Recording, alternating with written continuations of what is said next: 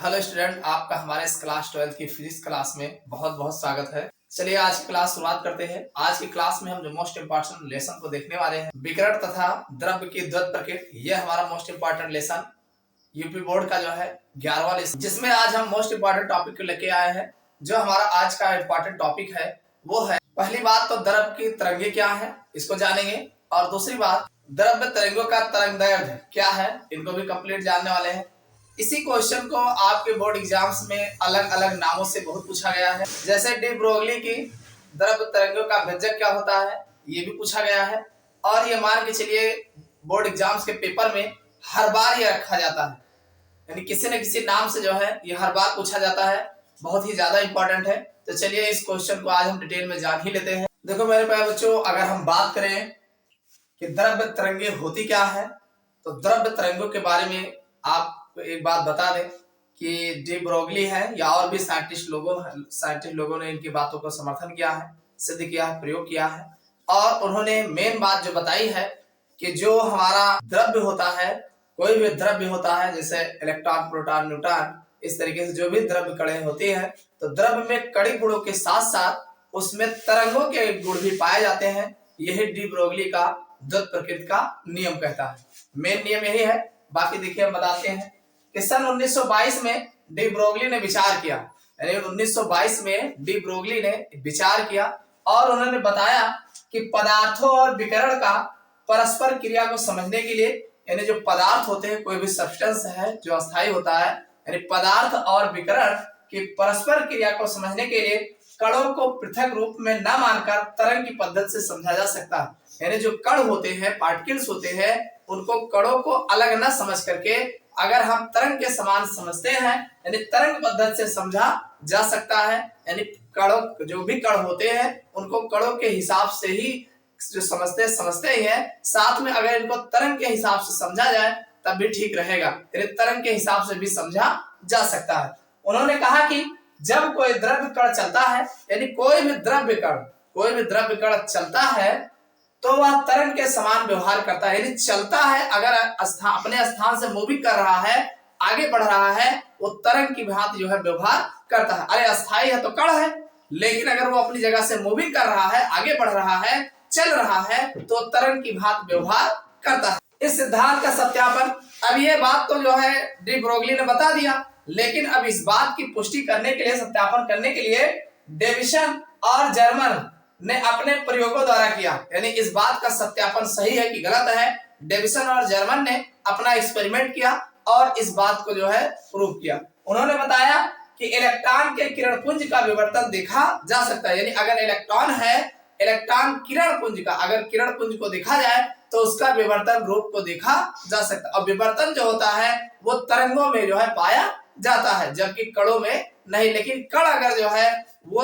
गति कर रहा है तो उसमें भी जो है विवर्तन रूपों को देखा जा सकता है, जो एक तरंग का गुण है। देखो विवर्तन, हमने कहा है विवर्तन का जो गुण होता है ये एक तरंगों में सिर्फ देखा जाता है, कणों में नहीं देखा जाता। लेकिन अगर कण जो है मूविंग कर रहा है या फिर गति कर रहा है तो उसमें भी विवर्तन के कणों को देखा जा सकता है, विवर्तन को देखा जा सकता है। अतः द्वैत प्रकृति न केवल प्रकाश में होती है, यानी द्वैत प्रकृति जो है केवल प्रकाश में ही ना होती है, बल्कि यह द्रव्य कणों में भी उपस्थित होती है। यानी उन्होंने प्रूव कर दिया कि जो द्वैत प्रकृति का नियम लागू होता है सिर्फ प्रकाश में भी नहीं लागू होता है, जबकि वह कणों में भी लागू होता है, बल्कि यह द्रव्य कणों में भी उपस्थित होते हैं। बात समझ में आई?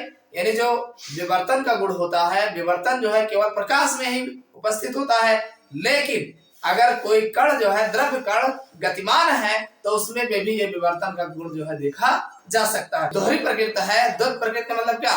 दोहरी प्रकृति, ये द्वैत प्रकृति न केवल प्रकाश के पर ही लागू होता है, बल्कि ये द्रव्य कणों पर भी लागू होता है।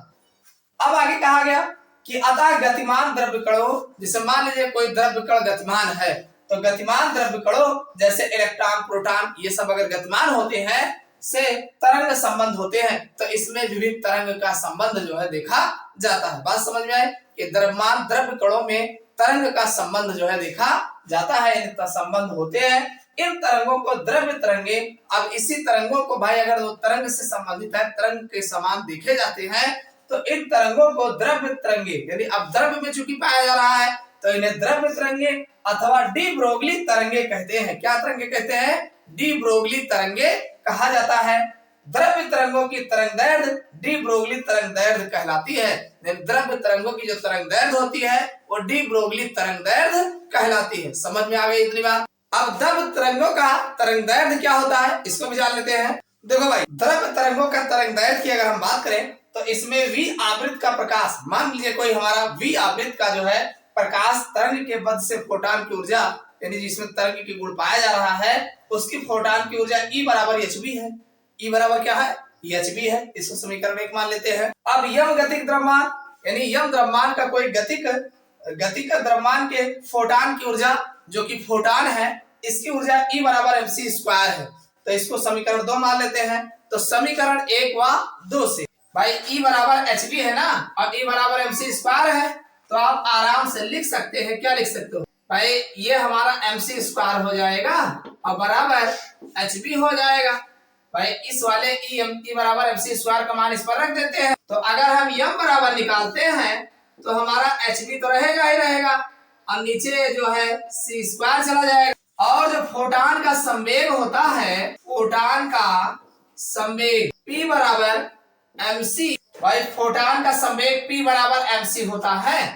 अब यहाँ m की वैल्यू इतना है तो आप इसको रख सकते हैं hb अपान c स्क्वायर और फिर इंटू जो है c हो जाएगा। भाई m की वैल्यू इतना है और c अलग है ही। इसको और ठीक करोगे तो ये और ये कट जाएगा तो हमारा p बराबर जो मिल जाएगा, p बराबर देखो यहाँ पर hb बचा है और नीचे c बचा है। ये अब इसको अगर और देखेंगे, एक चीज और जानते हैं, परंतु लैम्डा बराबर होता है c अपान v। भाई लैम्डा बराबर हम जानते हैं c अपान v होता है। तो अब यहाँ पर भाई यहाँ का v अगर हम नीचे ले जाएंगे तो इसके बटे में जाएगा तो हमारा ये बन जाएगा p बराबर, अगर देखा जाए तो h रोकेंगे तो c अपान v हो जाएगा। भाई इसको आप नीचे ले जाएंगे तो बटे में जाएगा तो इतना बन जाएगा और c अपान v की वैल्यू लैम्डा है तो h अपान ये लैम्डा आ जाएगा। अर्थात फोटॉन से बद्ध डी ब्रोगली तरंग दैर्ध्य लैम्डा बराबर h अपान p। आप देख रहे हैं p बराबर जो है h लैम्डा है, लैम्डा बराबर निकालोगे तो ये यहाँ आ जाएगा। परंतु p बराबर mb आप जानते हैं, p बराबर mb, तो यहाँ लैम्डा बराबर भाई p बराबर mb होता है ना, तो h अपान mb हो जाएगा। तो ये लैम्डा बराबर h अपान mb यहाँ पे मिल जाएगा। एक तो लैम्डा का फार्मूला ये बनेगा और p बराबर mb अगर रख देंगे तो लैम्डा बराबर h अपान mb प्राप्त हो जाएगा। तो इस प्रकार से तरंग दैर्ध्य निकाला जाता है। समझ में ना आए फिर से देख लो। मान लीजिए बी आवृत्त की प्रकाश से तरंग दैर्ध्य फोटॉन की ऊर्जा E बराबर hb है, समीकरण 1 बना लिए। इसी तरीके से यम गतिक द्रव्यमान के फोटॉन की ऊर्जा, मान लीजिए गतिक द्रव्यमान है उसकी फोटॉन की ऊर्जा जो होगी E बराबर mc स्क्वायर होगा, समीकरण 2 मान लिए। अब समीकरण 1 में समीकरण 2 का mc स्क्वायर रख देंगे E के स्थान पर, तो समीकरण 1 व 2 से देखेंगे तो mc स्क्वायर बराबर hb बन जाएगा और m बराबर रोकेंगे तो नीचे जाएगा hb अपान c स्क्वायर हो जाएगा। और एक चीज, फोटॉन का जो संवेग p बराबर होता है mc होता है। क्या होता है? p बराबर mc होता है।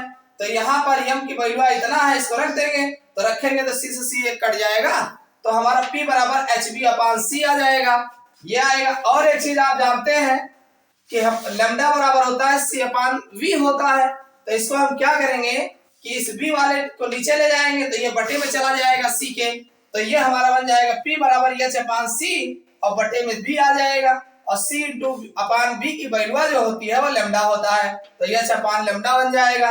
अर्थात फोटॉन से बद्ध डी ब्रोगली तरंग दैर्ध्य लैम्डा बराबर h अपान p जो है हमें प्राप्त हो जाएगा।